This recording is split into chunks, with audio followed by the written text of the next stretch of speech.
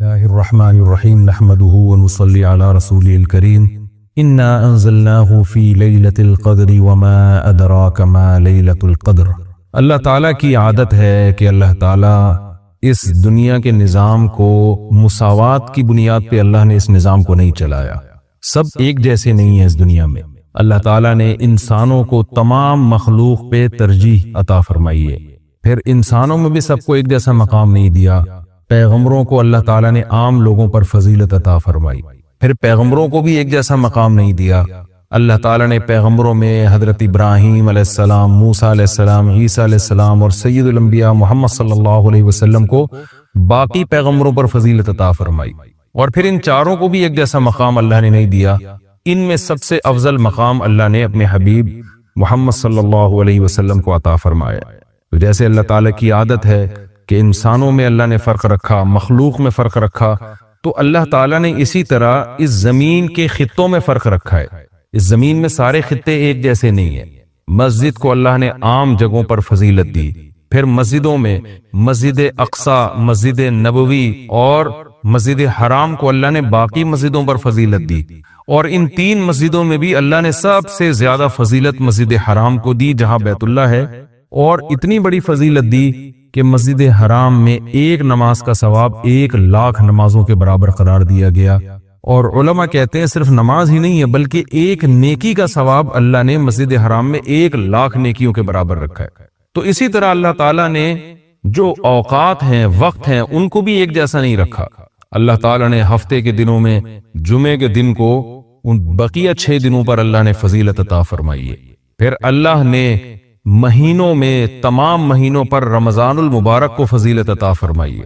آپ رمضان میں جب کوئی نیکی کرتے ہیں تو پورے سال کی نیکی ایک طرف اور رمضان کی نیکی ایک طرف، کئی گنا اجر اس کا بڑھ جاتا ہے۔ اسی طرح سے اللہ رب العزت نے پورے رمضان کو بھی ایک جیسا نہیں رکھا، بلکہ اللہ نے رمضان کے آخری عشرے کو پچھلے 2 عشروں پہ اللہ نے فضیلت دی ہے کہ رمضان کے آخری عشرے میں عبادت کا ثواب بقیہ 2 عشروں سے زیادہ ہے۔ یہی وجہ ہے کہ آپ صلی اللہ علیہ وسلم رمضان کے آخری عشرے میں شد میزرہ، امی عائشہ رضی اللہ تعالیٰ عنہ فرماتی ہیں تہبند کس لیا کرتے تھے۔ یہ کنایہ ہے عبادت سے کہ بالکل پوری رات آپ صلی اللہ علیہ وسلم عبادت کیا کرتے تھے۔ اور کمال کی بات یہ ہے کہ رمضان کے آخری عشرے کی جو 10 راتیں ہیں یا 9 راتیں ہیں، ان میں بھی پھر اللہ نے 9 کو برابر نہیں قرار دیا، بلکہ ان میں ایک رات ایسی اللہ نے بنائی جو پورے رمضان کی تمام راتوں سے افضل اور پورے سال کی تمام راتوں سے افضل، اور اس کا نام بھی اللہ نے خود متعین کیا کہ اس کا نام ہے لیلۃ القدر۔ قدر کا مطلب مرتبے والی، قدر و منزلت والی، اونچے مقام والی رات۔ تو یہ اللہ کی عادت ہے کہ جیسے آپ دیکھتے ہیں کہ مختلف قسم کی کمپنیاں مختلف پیکیجز نکالتی ہیں اپنی پروڈکٹ کو سیل کرنے کے لیے، لوگوں کو فائدہ پہنچانے کے لیے، خود پیسے کمانے کے لیے۔ اللہ کو ہماری ضرورت نہیں ہے ہماری عبادت کی، اللہ کو اس بات کی ضرورت نہیں ہے کہ ہم اس کی عبادت کریں تو اس کو کوئی فائدہ ہوگا، لیکن اللہ ہمیں فائدہ پہنچانے کے لیے، ہمیں عبادت کی طرف لانے کے لیے، ہماری تربیت کے لیے کہ یہ کسی طرح کسی بہانے آ جائیں۔ جیسے دیکھیں مارکیٹوں میں سیل لگتی ہے نا، چیزیں سستی ہو جاتی ہیں، کمپنی کا تو اس میں اپنا مفاد ہوتا ہے، تو غریب سے غریب آدمی بھی اس سیل کی وجہ سے سستے میں وہ چیزیں خریدنا شروع کر دیتے ہیں۔ تو اللہ تعالیٰ کا تو کوئی مفاد نہیں ہے ہم سے، لیکن اللہ ہمیں فائدہ پہنچانے کے لیے مختلف قسم کے پیکیج دیتے ہیں۔ کیا اور رمضان کا ایک پیکیج ہے جس میں گناہ گاروں کو توبہ کی توفیق ملتی ہے۔ پورے سال کچھ نہیں کیا تو کچھ رمضان میں کر لو، پورے سال مسجد میں عبادت کی توفیق نہیں ملی تو چلو عمرہ کی آج تمہیں توفیق ملی، مسجد حرام میں عبادت کر لو، یہاں تو میں 1 پر 1,00,000 تمہیں دوں گا۔ تو یہ جو اللہ کی طرف سے پیکیج ہمیں ملتے ہیں، یہ اللہ کے فائدے کے لیے نہیں، ہمارے فائدے کے لیے، کہ ہم جیسے نالائق شاید ثواب کا سن کے کہ بھئی ایک نیکی کا ثواب بہت زیادہ بڑھا چڑھا کر دیا جا رہا ہے، تو جیسے مارکیٹوں میں غریب آدمی بھی وہ اس جو ہے پیکیج کی وجہ سے خریداری کے لیے پہنچ جاتا ہے، تو اسی طرح جو بھی آخرت کی لالچ رکھنے والے لوگ ہیں، اگرچہ وہ گنہگار ہیں لیکن اس پیکیج سے فائدہ اٹھانے کا اللہ ان کو موقع دیتا ہے۔ پورے سال کچھ نہیں کیا تو اب آؤ، میری طرف سے سیل لگی ہوئی ہے، میری طرف سے ایک نیکی پہ لاکھوں نیکیاں دی جا رہی ہیں، آؤ میری طرف اور اس بہانے کچھ عبادت کر لو۔ تو عقل مند لوگ اللہ کی اس آفر سے فائدہ اٹھاتے ہیں، اللہ کی طرف سے پیش کردہ اس آفر سے اور اللہ کی اس رحمت سے فائدہ اٹھاتے ہیں۔ تو وہ رحمت کیا ہے؟ قرآن نے اس رحمت کو بیان کیا کہ یہ جو لیلۃ القدر کی رات ہے یہ اللہ کی طرف سے اتنا بہترین پیکیج ہے کہ قرآن خود اس کا تذکرہ کرتا ہے، لیلۃ القدر خیر من الف شہر۔ فرمایا کہ اللہ کہہ رہا ہے کہ کسی نے 1000 مہینے عبادت کی، جو تقریباً 83 سال بنتے ہیں، تو 83 سال کی عبادت کا اجر ایک طرف اور اس ایک رات کی عبادت کا اجر ایک طرف۔ آپ بتائیے کتنا بہترین اللہ کی طرف سے یہ اللہ کی رحمت کا معاملہ ہے اور اللہ کی طرف سے یہ کتنا بہترین پیکیج ہے۔ تو اتنا زیادہ اس میں ثواب، اور اللہ نے بتایا کہ ایسی برکت والی رات ہے، 2 جگہ قرآن نے اس کا تذکرہ کیا، انا انزلناہ فی لیلۃ مبارکہ، کہ ہم نے اس رات میں قرآن کو نازل کیا اور یہ برکت والی رات ہے۔ ایک جگہ قرآن کہہ رہا ہے برکت والی رات، ایک جگہ قرآن کہہ رہا ہے قدر و منزلت والی رات، اور دونوں جگہ قرآن کہہ رہا ہے کہ ہم نے اس رات کی سلیکشن کی ہے قرآن کو نازل کرنے کے لیے۔ تو ایک فضیلت تو اس رات کی یہ ہے کہ اس میں عبادت کا اجر ہزاروں گنا بڑھ جاتا ہے۔ آپ 83 سال مسلسل عبادت کرتے رہیں اور اس ایک رات میں آپ عبادت کریں تو اللہ کی رحمت ہے کہ اس ایک رات کی عبادت کا ثواب 83 سال کی عبادت کے برابر ہو جائے گا۔ تو بہت ہی محرومی کی بات ہے کہ کوئی شخص اس رات کو سوتے میں گزار دے، اور علماء نے یہ بیان کیا ہے کہ جو بھی فضیلت والے دن یا فضیلت والی راتیں ہوتی ہیں ان میں جیسے عبادت کا ثواب بڑھ جاتا ہے، گناہ کا عذاب بھی اسی حساب سے کئی گنا بڑھ جاتا ہے۔ جیسے مسجد حرام کے بارے میں حدیث میں آتا ہے کہ ایک نماز 1,00,000 کے برابر، لیکن قرآن کیا کہتا ہے وَمَن يُرِدْ فِيهِ بِإِلْحَادٍ بِظُلْمٍ نُذِقْهُ مِنْ عَذَابِ السَّعِيرِ۔ مسجد حرام میں ظلم اور گناہ کا کوئی بھی معصیت جو ہے، گناہ ہے، اس کا عذاب بھی کئی گنا بڑھ جاتا ہے۔ اس لیے علماء کہتے ہیں کہ مسجد حرام میں ایک جرم وہ 1,00,000 جرموں کے برابر ہے، مسجد حرام میں ایک چوری 1,00,000 چوریوں کے برابر ہے، مسجد حرام میں ایک جھوٹ 1,00,000 دفعہ جھوٹ بولنے کے برابر ہے۔ وہ صرف نیکی کا ثواب نہیں بڑھتا، گناہ کا عذاب بھی بڑھ جاتا ہے۔ اسی طرح علماء کہتے ہیں کہ رمضان میں جیسے نیکی کا ثواب کئی گنا بڑھتا ہے، گناہ کا عذاب بھی کئی گنا بڑھتا ہے۔ جیسے مسجد میں نیکی کا ثواب بڑھ گیا، مسجد میں اگر آپ جرم کرتے ہیں، گناہ کرتے ہیں، تو عذاب بھی بڑھے گا کہ اللہ کے گھر میں تم غلط کیسے کر رہے ہو۔ تو اسی طرح یاد رکھیے کہ لیلۃ القدر میں 3 قسم کے لوگ ہیں۔ ایک تو وہ لوگ جو عبادت کر کے اس رات کو قیمتی بناتے ہیں اور 83 سال کی عبادت اپنے کھاتے میں، اپنے اعمال نامے میں ڈال لیتے ہیں۔ ایک وہ لوگ ہیں جو محروم ہوتے ہیں، پوری رات سوتے رہتے ہیں، لیکن وہ بھی خوش قسمت ہیں کہ چلو عشاء کی نماز جماعت سے پڑھی، فجر کی جماعت سے پڑھی، کسی درجے میں ان کو بھی ثواب مل گیا، تراویح کی کچھ رکعتیں پڑھ لی جتنی اللہ نے توفیق دی۔ یہ وہ لوگ ہیں جنہوں نے اس رات کو بہت حد تک ضائع کر دیا، لیکن خسارے والا کام انہوں نے نہیں کیا۔ خسارے والے وہ لوگ ہیں جو اس رات میں بھی گناہ نہیں چھوڑتے، ڈرامے دیکھ رہے ہیں، فلمیں دیکھ رہے ہیں، غیبتیں کر رہے ہیں اور عشاء کی نماز جماعت سے نہیں پڑھ رہے، گناہ کر رہے ہیں، فجر کی نماز جماعت سے نہیں پڑھ رہے، تو یہ بدبخت لوگ ہیں۔ تو خوب یاد رکھیے کہ لیلۃ القدر میں جیسے عبادت کا ثواب بڑھتا ہے ایسے ہی گناہ کا عذاب بھی کئی گنا زیادہ بڑھ جاتا ہے، اور یہی حکمت ہے۔ علماء بیان کرتے ہیں کہ رسول اللہ صلی اللہ علیہ وسلم نے ہمیں یقینی طور پر لیلۃ القدر کی رات متعین کر کے نہیں بتائی۔ آپ نے یہ فرمایا کہ طاق راتوں میں تلاش کرو، آخری عشرے میں تلاش کرو، وہ رات اسپیسیفک متعین نہیں کی۔ اس میں یہی حکمت علماء بیان کرتے ہیں کہ اگر وہ رات متعین کر دی جاتی اور پھر اس میں اس رات میں کوئی پوری رات سو کے ضائع کرتا تو اللہ کی اس پر حجت تام ہو جاتی۔ اللہ کہتے تجھے تو پتا تھا کہ آج لیلۃ القدر کی رات ہے، تو نے آج گناہ کیسے کیا، تو نے اس رات کو ضائع کیسے کیا، تو اور زیادہ عذاب آ سکتا تھا۔ ایسا نہ ہوتا کہ دنیا میں عذاب آ جاتا۔ تو اس لیے اللہ نے اس کو مخفی کر دیا کہ تھوڑا سا کنفیوژن میں ڈال دیا کہ تاکہ اس میں اگر کوئی اس رات کو ضائع کرتا ہے تو اس کو یقینی طور پر افسوس نہ ہو، کہ ہو سکتا ہے وہ یہ سوچے شاید آج کی رات نہ ہو بلکہ ہو سکتا ہے کل یا پرسوں کی رات لیلۃ القدر ہو جائے۔ ایک حکمت تو علماء یہ بیان کرتے ہیں۔ دوسری حکمت یہ بیان کرتے ہیں کہ اگر لیلۃ القدر کی رات متعین کر دی جاتی اور اس رات اتفاق سے کوئی سوتا رہ جاتا، بیماری کی وجہ سے عبادت نہ کر پاتا، تو پھر وہ بقیہ راتوں میں بالکل بھی عبادت نہ کرتا۔ وہ کہتا لیلۃ القدر تو گزر گئی، اب میں رات جاگ کے کیا کروں گا، اصل جو اللہ کی طرف سے رحمت والا معاملہ تھا وہ تو میں نے ضائع کر دیا۔ تو اللہ نے اس امت پر احسان کیا کہ بتا دیا بھائی آخری عشرہ ہے اور طاق راتوں میں امکان زیادہ ہے، تاکہ کوئی 21ویں رات کو عبادت نہ کر سکے تو اس کو یہ خیال نہ ہو کہ بھائی اب لیلۃ القدر کا چانس ہی ختم ہو گیا، بھائی ہو سکتا ہے 22ویں ہو سکتا ہے 23ویں ہو، تو اس لالچ میں، اس امید میں وہ 10 کی 10 راتیں عبادت کرے گا۔ اور تیسری حکمت علماء نے یہ بیان کی ہے کہ لیلۃ القدر کی رات کو 100% متعین کر کے نہیں بتایا گیا تاکہ لوگ اس بہانے زیادہ عبادت کریں اور جو طلبگار ہیں انہی کو ملے۔ اب جو آخری 10 عشرے میں یقینی طور پر پوری عبادت کرے گا اس کے لیے تو لیلۃ القدر یقینی ہے، جو آخری عشرے میں کچھ راتیں جاگے گا کچھ راتیں نہیں جاگے گا تو اس کے بارے میں امکان ہے کہ شاید لیلۃ القدر اس سے فوت ہو گئی ہو۔ ہاں، طاق راتوں میں جو عبادت کرے گا، تمام طاق راتوں میں 21ویں میں 23 میں 25 میں 26ویں 27ویں رات 29ویں رات، تو اس کے بارے میں بھی امکان ہے کہ وہ لیلۃ القدر کو پا لے گا۔ تو اللہ تعالیٰ یہ چاہتے ہیں کہ جو پورے آخری عشرے میں تمام طاق راتوں میں خاص طور پر عبادت کریں ان کو لیلۃ القدر ملے۔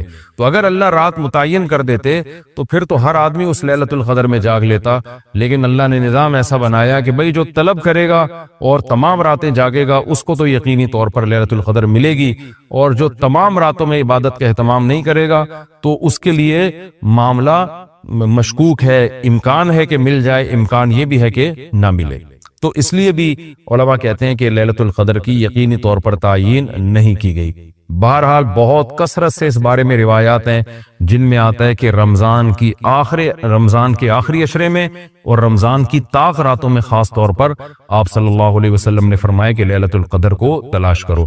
تو ہمیں لیلۃ القدر میں کرنا کیا ہے؟ اس میں کچھ بدعتیں بھی پھیلی ہوئی ہیں، جتھے بنا کے مسجدوں میں جانا اور اجتماعی عبادتیں کرنا، یہ تمام چیزیں اسلاف سے ثابت نہیں ہیں اور ان کو دین سمجھ کے کریں گے یہ بدعت ہو جائیں گی، سنت سے دور ہیں یہ سب چیزیں۔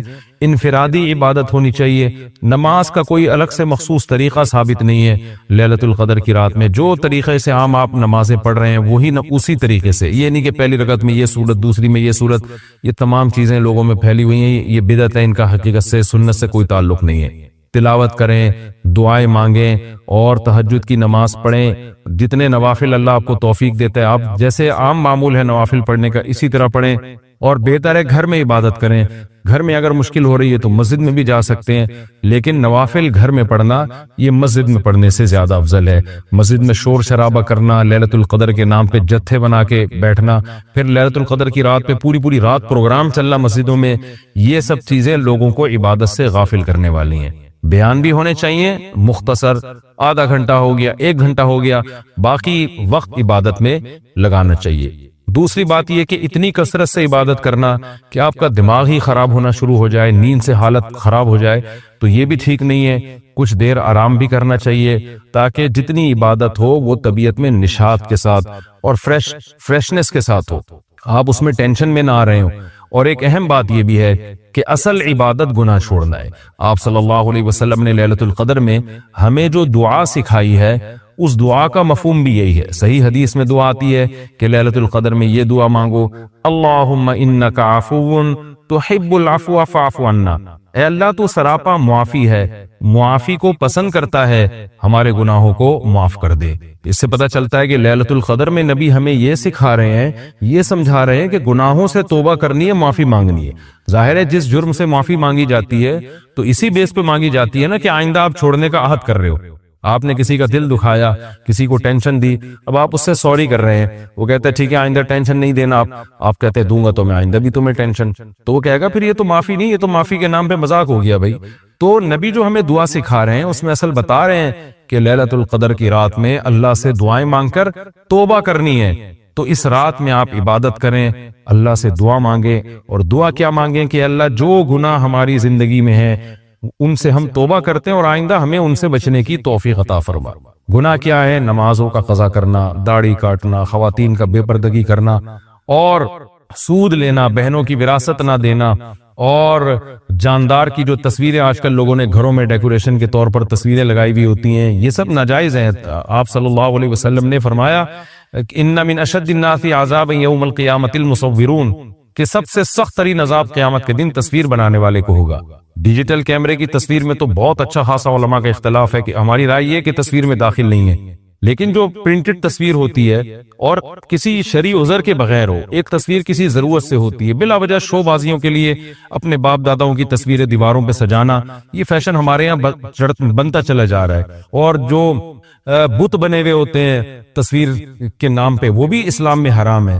تو ان سب چیزوں سے ہمیں لیلۃ القدر میں توبہ کرنی ہے. شراب سے، زنا سے، بدنظری سے، والدین کی نافرمانی سے، رشتہ داری توڑنے سے. آپ صلی اللہ علیہ وسلم نے فرمایا جو خونی رشتوں کو توڑتا ہے وہ جنت میں داخل نہیں ہوگا.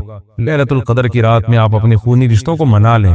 اس رات میں آپ اگر رشتے کو جوڑیں گے، اس کا ثواب کئی گنا زیادہ ملے گا، اس کی برکتیں بہت زیادہ ہوں گی. تو اس رات میں صدقہ خیرات بھی کرنا چاہیے. اور ان تمام جرائم سے، نماز چھوڑنے کا گناہ، سود کا گناہ، وراثت کھانے کا گناہ، جو بھی ناپ تول میں کمی کا گناہ. آپ اگر کسی ادارے میں جاب کرتے ہیں، آپ تنخواہ پوری لے رہے ہیں مگر آپ کام میں ڈنڈی مار رہے ہیں، یہ خیانت ہے جس سے قرآن نے روکا ہے. یہ بھی ایک جرم ہے. اس جرم سے بھی ہم نے اس رات میں توبہ کرنی ہے. اگر کوئی کرایہ دار مالک مکان کے گھر کو امانت کے طور پہ استعمال نہیں کرتا، یہ بھی امانت میں خیانت ہے. اور اگر مالک مکان کرایہ دار کو تنگ کرتا ہے یا کرایہ دار مالک مکان کو ٹائم پہ کرایہ نہیں دیتا، یہ بھی جرم ہے جس کو قرآن بیان کرتا ہے امانت میں خیانت. تو جہاں بھی دو آدمیوں کا معاملہ ہو رہا ہے اور اس میں آپ ڈنڈی مار رہے ہیں، یہ بہت بڑا جرم ہے. قرآن میں اہل جنت کی یہ صفات بیان نہیں کی گئی ہیں.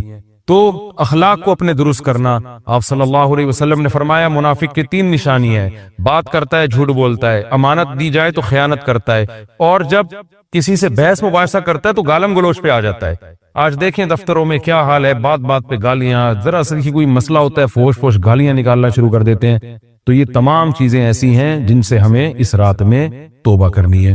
اللہ تعالیٰ سے دعا ہے کہ لیلۃ القدر کی رات اللہ ہم سب کے لیے خیر اور برکت والی بنائے، اور اس رات میں ہمیں عبادت کی توفیق عطا فرمائے، اور اس رات میں ہمیں گناہوں سے سچی توبہ کی توفیق عطا فرمائے.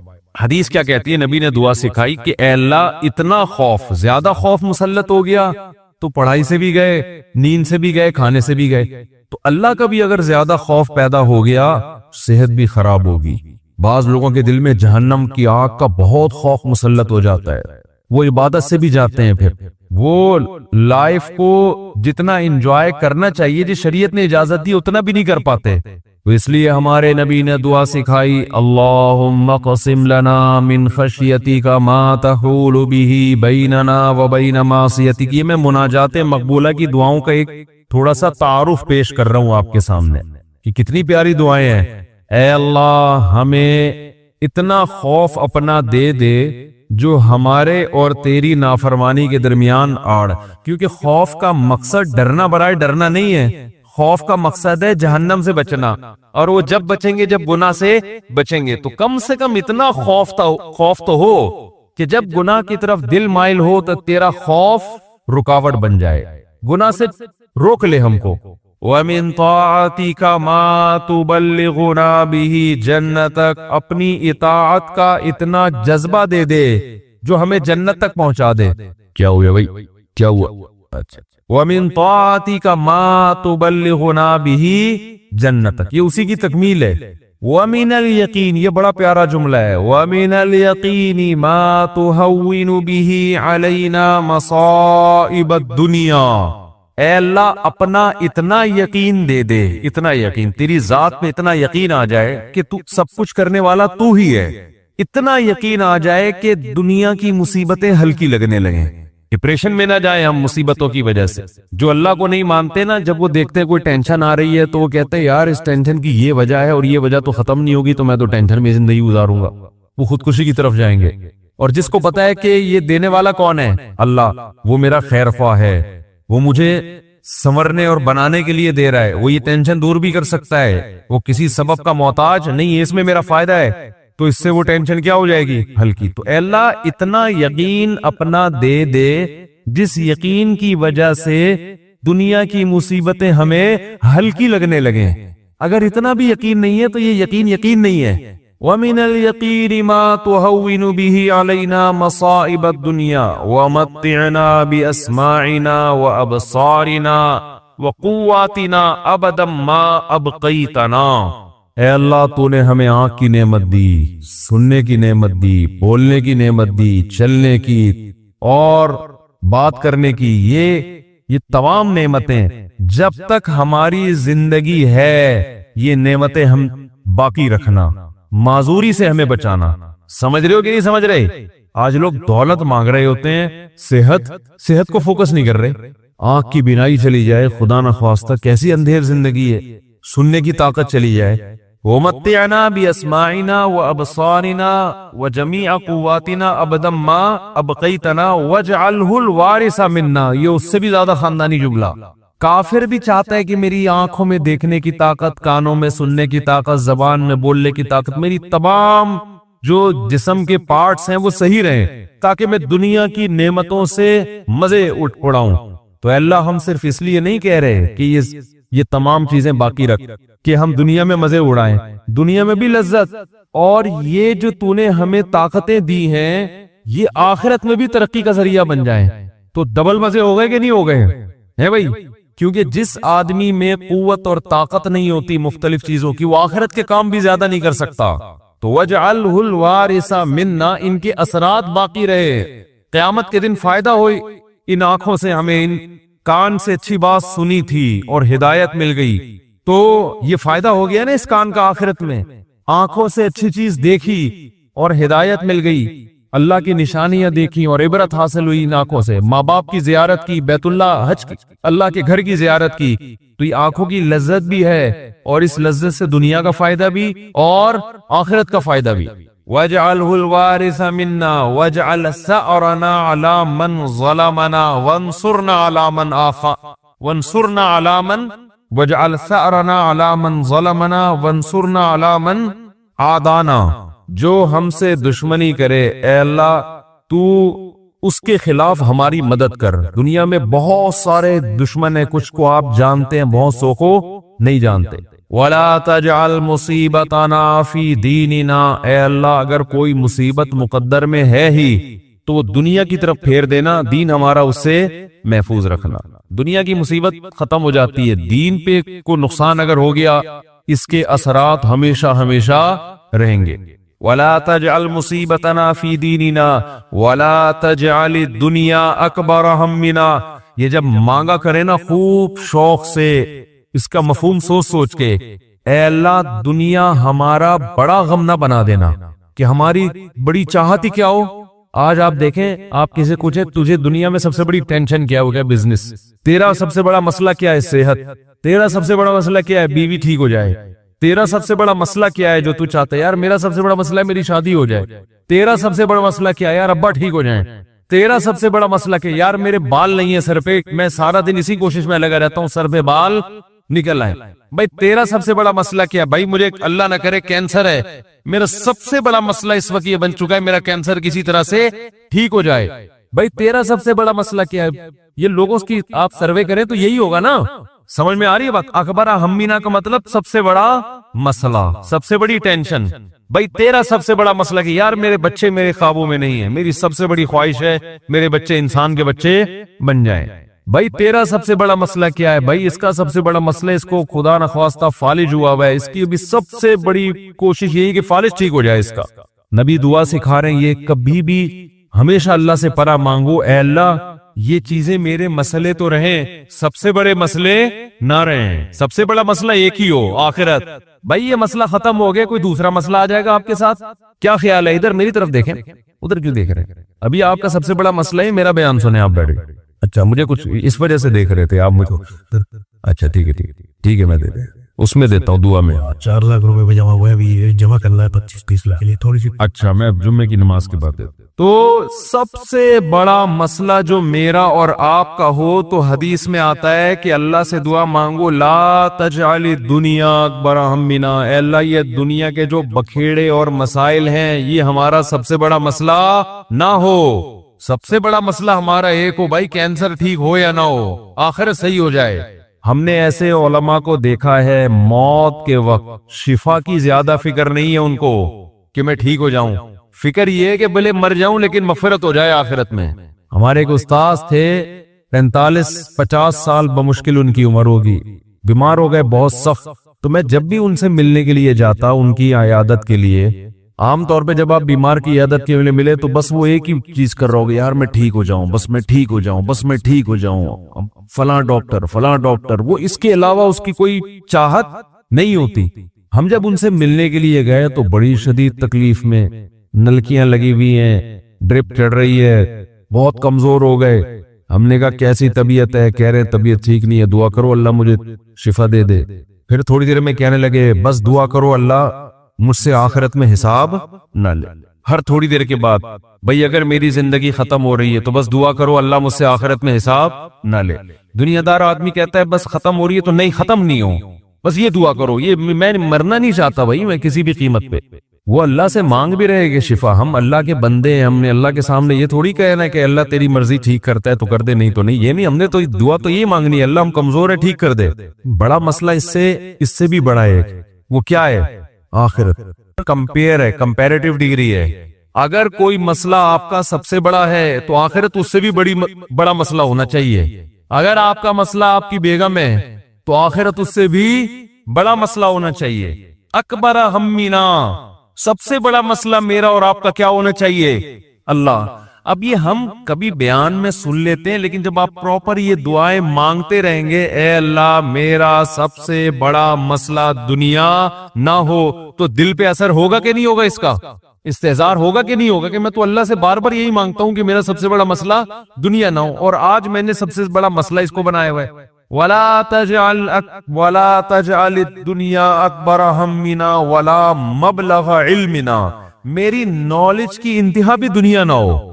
آپ کی نالج گھوم پھر کے کس کی طرف آتی ہے؟ دنیا کی طرف۔ تو اس کا بھی وہی مفہوم ہے جو پہلے والے جملے کا مفہوم ہے۔ وَلَا مَبْلَغَ عِلْمِنَا وَلَا غَایَةَ رَغْبَتِنَا وَلَا تُسَلِّطْ عَلَيْنَا مَن لَا يَرْحَمُنَا، اے اللہ کوئی ایسا شخص ہم پہ مسلط نہ کر جو ہم پہ رحم نہ کرے۔ ہر آدمی کے اوپر کوئی نہ کوئی ہوتا ہے۔ آپ گھر کے سربراہ ہیں تو عورت کے اوپر آپ مسلط ہیں، وہ یہ دعا مانگ سکتی ہے۔ آپ دفتر میں جاتے ہیں تو آپ کا باس آپ پہ مسلط، علاقے کا ناظم آپ پہ مسلط، صدر وزیر اعظم آپ پہ مسلط۔ تو اللہ جو بھی ہمارے بڑے ہیں ان کی طبیعت میں رحم کا جذبہ رکھ۔ وَلَا تُسَلِّطْ عَلَيْنَا مَن لَا يَرْحَمُنَا وَلَا لا تجعل الدنیا اکبر ہمنا ولا مبلغ علمنا ولا غایت رغبتنا ولا تسلط علینا من لا یرحمنا۔ یہاں تک دعا ہے یہ، اور بہت ساری دعائیں ہیں۔ اللہم اجعل حبک احب الاشیاء الی، اے اللہ میں دنیا میں جتنی چیزوں سے محبت کرتا ہوں، میں نہیں کہہ رہا کہ وہ محبت ختم کر دے، اپنی محبت ان تمام چیزوں پہ غالب کر دے۔ سب سے محبت ہو، لیکن جہاں تیری محبت اور مخلوق کی محبت میں ٹکراؤ ہو وہاں غالب کون ہو؟ تیری محبت۔ کیا مطلب؟ کبھی کسی کو خوش کرنے کے لیے تجھے ناراض کرنا پڑے تو اس کو ناراض کر دوں، تجھے ناراض نہ کروں۔ جس سے زیادہ محبت ہوتی ہے اس کے لیے چھوٹے محبوب کو انسان ناراض کر دیتا ہے، چھوٹے کے لیے بڑے محبوب کو انسان ناراض نہیں کرتا، یہ نہیں ہوتا۔ وَاجْعَلْ خَوْفَكَ أَخْوَفَ الْأَشْيَاءِ إِلَيَّ، اے اللہ دنیا میں بہت ساری چیزیں ایسی جن سے انسان خوف زدہ ہوتا ہے اور ہونا چاہیے۔ تو میں یہ نہیں کہتا چیزوں کا خوف ہی ختم کر دے، لیکن اپنے خوف کو ان تمام خوفوں پہ غالب کر دے، اپنے خوف کو ان تمام خوفوں پہ۔ جہاں تیری نافرمانی ہو وہاں کسی سے نہ ڈروں میں، جو اکھاڑنا ہے اکھاڑ لو بھائی، نماز نہیں چھوڑ سکتا میں، ہوتا ہے نا، باس کہہ رہا ہوتا ہے آپ کو اجازت نہیں ہے نماز پڑھنے کی، بھئی آپ نے جو اکھاڑنا ہے اکھاڑ لو۔ ہمارے ایک رشتہ دار تھے کیا ہیں، اللہ ان کی عمر میں برکت دے، شپ پہ تھے کیپٹن، تو ان کے والد صاحب اتنا بیمار ہوئے کہ ہمارے نانا ہی، بتانے میں کوئی حرج نہیں ہے، بیمار ہوئے نانا ہمارے، یعنی اب ظاہر ہے میں ماموں کی بات کر رہا ہوں نا، کریے، تو بیمار ہو گئے وہ، ان کو اطلاع دی گئی شپ پہ کہ آپ کے والد صاحب بستر مرگ پر ہیں، بس اب دنیا سے جانے والے ہیں۔ انہوں نے کمپنی کو کہا کہ میرے والد صاحب کی طبیعت بہت خراب ہے، میں اس آخری وقت میں اپنے باپ کے ساتھ ہونا چاہتا ہوں۔ وہ بتا رہے تھے خود، کمپنی نے کہا کہ چھٹی نہیں ہے آپ کو، انہوں نے کہا ایسی کی تیسی، صحیح پکڑو، چھٹی دینی ہے تمیز سے دو، نہیں دینی ہے تو میں چھوڑ کے جاؤ۔ یہ کیسے ہو سکتا ہے میرا باپ دنیا سے جا رہا ہے اور میں یہاں کمپنی کے لیے بیٹھا رہوں یہاں پہ، کمپنی بعد میں، باپ کون ہے پہلے۔ تو خیر وہ دے دی ان کو تمیز سے چھٹی، انہوں نے تھوڑی بدماشی بھی کرنی پڑتی ہے، تو بھائی چھٹی دو مجھے, نہیں تو رکھو کسی دوسرے بندے کو, میرا ہیڈک نہیں ہے. غیرت ختم نا, مارکیٹ میں غیرت ہی نہیں ہے. تو باپ ماں یہ رشتے ایسے تھوڑی ہے کہ آپ کمپنی باس چھٹی دے دیں گے تو چلا جاؤں گا, نہیں تو سر میں مجبور ہوں. بھائی تمہارے باپ کو بھی چھٹی دینی پڑے گی. تو ایسے ہی نماز کے لیے بھی ہمارے حضرت ایک واقعہ سنایا کرتے تھے, بس یہ واقعہ کر کے بیان ختم کرتا ہوں, کہ ایک صاحب کو اسلام آباد میں کسی کمپنی میں جاب ملی. تو کمپنی نے ان کو انٹرویو کے دوران بتا دیا کہ آپ کو نماز پڑھنے کی اجازت نہیں ہوگی. اس نے کہا میں یہ جاب, حالانکہ سارے انٹرویوز پورے ہو گئے تھے, سلیکشن ہو چکا تھا ان کو, لیکن آخری میں ان کو یہ بتا دیا. انہوں نے کہا میں نہیں کرتا یہ جاب. اچھی خاصی تنخواہ تھی. تو اس نے کہا کہ کیا آپ پکے نمازی ہیں؟ اس نے کہا نہیں میں تو نماز نہیں پڑھتا. میں کہ جب آپ ویسے ہی نہیں پڑھتے ہیں بھائی تو پھر آپ کو کیا مسئلہ ہے؟ اس نے کہا میں ویسے ہی نہیں پڑھتا, سست ہوں, کاہل ہوں, تمہارے مشورے پہ میں نماز چھوڑ دوں یار؟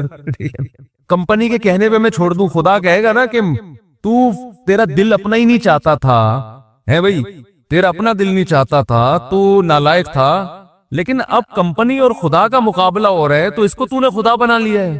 یعنی ہم اتنا پروٹوکول تھوڑی کمپنی کو دیں گے, باس کو دیں گے کہ تیرے تو کہہ دے نماز چھوڑ دو, تو ہمارا باپ ہے جو تو کہہ دے یہ کام تو ہم باپ کے کہنے پہ ہی. اگر آپ کا نماز پڑھنے کا موڈ ہوا اور ابا کہہ رہے نہیں پڑھو, ایسے موقع پہ آدمی کہتے ہیں ابا میرا اپنا آج تو میرا موڈ بن گیا, میں کیسے چھوڑ دوں نماز؟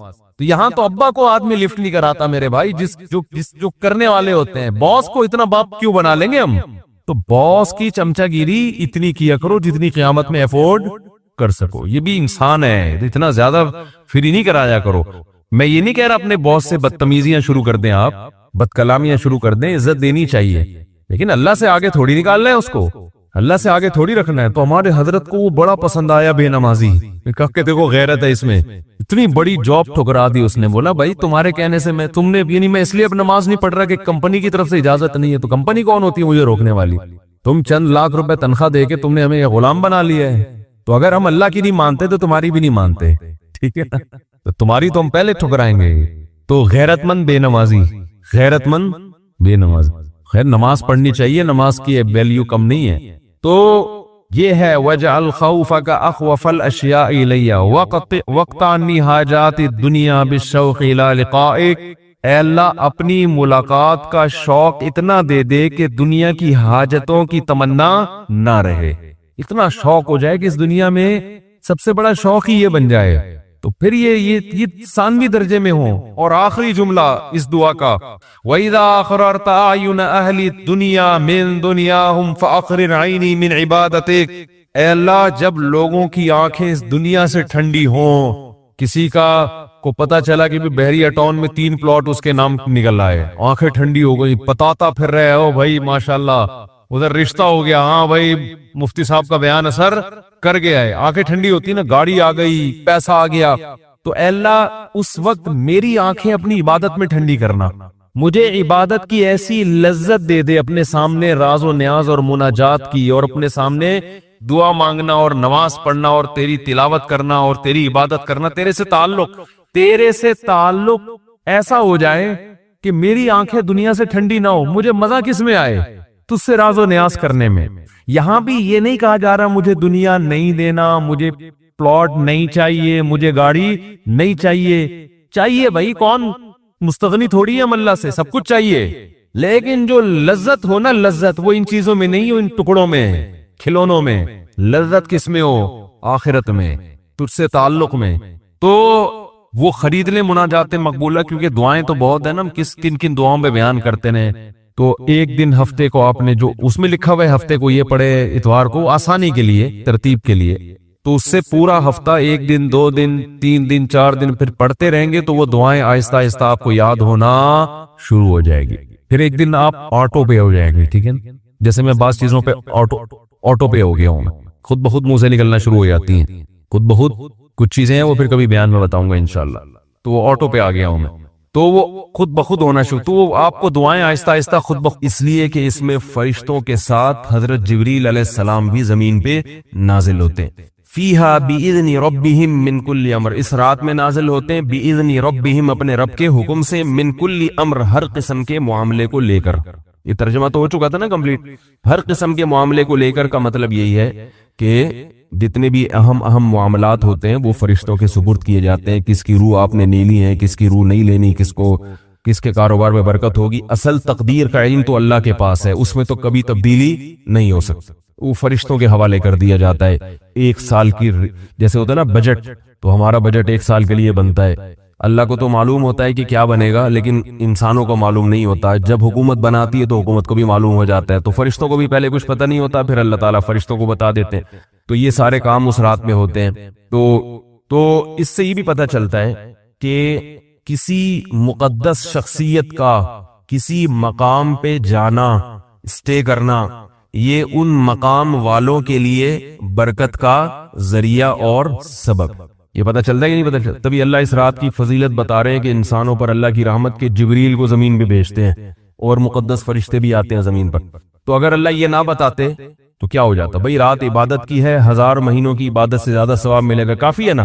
لیکن اللہ بتا رہے ہیں بڑی بڑی شخصیات زمین پہ اترتی ہیں, تو اس سے زمین میں اور برکتیں آتی ہیں, اور برکتیں آتی ہیں. تو اس سے پتہ چلتا ہے کہ اگر کوئی بڑی شخصیت کسی علاقے میں رہتی ہے, کسی مکان میں اسٹے کرتی ہے, قیام کرتی ہے, کہیں رہ, تو یہ ان لوگوں کے لیے, اہل محلہ کے لیے برکت کا ذریعہ ہے. بڑی شخصیتیں, بزرگ شخصیتیں صرف فرشتوں میں نہیں ہوتی بلکہ انسانوں میں بھی ہوتی ہیں. تو اس لیے اگر کسی علاقے میں کوئی بزرگ رہتے ہیں تو اس علاقے کو اپنا مسکن بنانا چاہیے کہ میں بھی یہیں رہوں گا. اور کسی علاقے میں اگر فنکار, اداکار, گویا, ڈانسر رہتا ہے تو اس علاقے کو چھوڑ کے دوسرے علاقے میں شفٹ ہو جانا چاہیے کہ میں گلوکاروں کے اور گویوں کے, ظالموں کے علاقے میں بولنے کیا ہو رہا ہے. اگر پیسے ہیں, اللہ نے مکان شفٹ کرنے کی توفیق دی ہے, اتنی گنجائش ہے, تو وہاں سے انسان شفٹ ایسے علاقوں میں رہا کرے جہاں علماء اور صلحاء رہتے. سمجھ رہے ہو؟ خوش ہونا چاہیے اس پہ کہ بھائی میرے پڑوس میں فلاں شخصیت رہتی ہے, میرے پڑوس میں فلاں بزرگ رہتے ہیں. لوگ میں جناب فلانے کے پڑوس ساتھ رہتا ہوں, ماشاءاللہ وہ ڈانسر نہیں ہے بڑے, وہ میرے محلے میں. ایک آدمی مجھے وہ 50-50 پہلے زمانے میں ایک آتا تھا نا, ایک مزاحیہ, تو اس میں کوئی مشہور اداکار تھا, تو ایک آدمی کہہ رہا ہے مجھے آگے بتا رہا ہے, کہہ رہے میں نے اس کو دیکھا وہ گاڑی میں جا رہا تھا, کیونکہ اس اداکار کو میں بھی جانتا تھا. 50-50 تو بچپن میں ہم دیکھتے تھے, وہ بہت سادہ سی کامیڈی ہوتی تھی, کوئی بے حیائی نہیں تھی اس میں, بہت سادہ سی.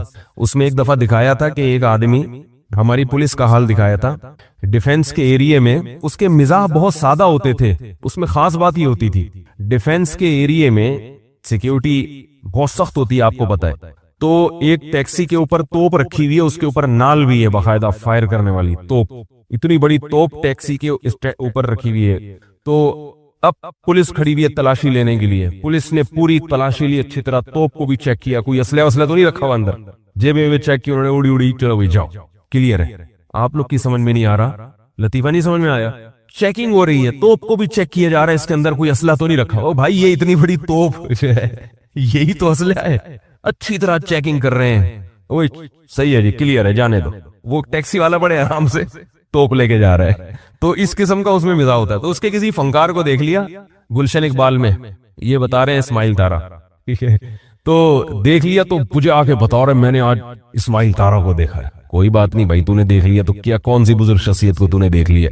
تو علماء صلحاء کی زیارت کرے انسان تو خوش بھی ہو, میں نے آج فلاں بزرگ کو دیکھا, میں نے فلاں سے مصافحہ کیا, فلاں بزرگ میرے مکان میں آ کے ٹھہرے تھے, شو مارنے کے لیے نہیں بلکہ ایک تحدیث بن نعمت کے طور پر. ایک صحابہ علماء سے بہت محبت کرتے ہیں, وہ کہیں بھی کسی علاقے میں عالم نظر آ جائے اس کو لازمی گھسیٹتے ہیں اپنے گھر میں کہ وہ کم از کم میرے صوفے پہ بیٹھ کے چائے ضرور پیو. تو مجھے بھی ایک دفعہ, میں تو کوئی بزرگ نہیں ہوں, ایسی ان کے خیال میں تھا, تو گھسیٹ کے لے گئے, بٹھایا, چائے پی, پھر مجھے بتانے لگے یہاں فلاں عالم بیٹھا ہے, فلاں بھی آیا ہے یہاں اسی صوفے پہ. میں نے کہا ماشاءاللہ. مجھے خوشی ہو رہی تھی کہ دیکھو اس آدمی میں جذبہ ہے کہ اس کو یہ خوشی ہوتی ہے کہ میرے اس گھر کے صوفے پر اتنے بڑے بڑے علماء آ کے بیٹھے ہیں. تو ایک جذبہ ہے نا, محبت ہے اس کو, اچھا لگا مجھے اس کا یہ جذبہ. تو علماء سے, بزرگوں سے, نیک لوگوں سے, اللہ والوں سے محبت, اور وہ آپ کے گھر میں آئے, اس سے گھر میں برکت ہوتی ہے. ہمیں اس کس سے پتا چلا, یہ یہاں لکھی ہوئی نہیں ہے لیکن ٹھیک ہے, اس صورت سے ہمیں پتا چلا, سمجھ لیں کہ لکھی ہوئی ہے, تاکہ بار بار مجھے یہ فرضی تھی, بہت سی چیزیں فرض بھی تو کی جا سکتی ہے نا. اس کی ایک اور دلیل دوں, حدیث سے بھی یہ بات ثابت ہے. رسول اللہ صلی اللہ علیہ وسلم کو حضرت انس ابن مالک کی والدہ نے ایک دفعہ بلایا. حضرت انس 10 سال کے تھے, چھوٹے سے تھے, تو ان کی والدہ نے بلایا کہ یا رسول اللہ آپ ہمارے گھر میں آ کے نماز پڑھا دیں ہمیں. تو وہ چاہتی تھی کہ نبی ہمارے گھر میں اگر نماز پڑھ لے تو اس سے کیا ہوگا, ہمارے لیے برکت کا ذریعہ ہے. تو آپ صلی اللہ علیہ وسلم ان کی اس دعوت پہ چلے گئے اور آپ صلی اللہ علیہ وسلم نے وہاں نماز پڑھی. تو اس سے بھی پتہ چلتا ہے کہ بھئی پیغمبر کا کسی گھر میں آنا وہ تو ظاہر ہے، اس میں تو کوئی دو رائے نہیں ہو سکتی. تو اہل اللہ کا، علماء کا، ان سے دوستی، ان سے تعلق، ان سے محبت، کچھ بھی نہ ہو صرف محبت ہی ہو. یہ محبت بھی انشاءاللہ دنیا میں بھی کام آئے گی اور قیامت میں بھی کام آئے گی، لیکن محبت میں انسان دوسرے کا بیڑا نہ غرق کرے. تو اس کی مثال ہے، وہ ہمارے حضرت ایک واقعہ سناتے کرتے تھے. ایک شیخ صاحب تھے، پیر صاحب، ان کا ایک مرید تھا، وہ اپنے شیخ سے بہت عقیدت کرتا تھا. اب ہمارے سننے والوں میں بہت سے ہمارے پٹھان شاگرد بھی ہیں، تو بھائی پٹھان لوگ ناراض نہ ہو، میں پورا ویسے ہی واقعہ سناؤں گا جیسے ہمارے حضرت نے سنایا، ٹھیک ہے؟ تو ہمارے حضرت نے سنایا کہ وہ مرید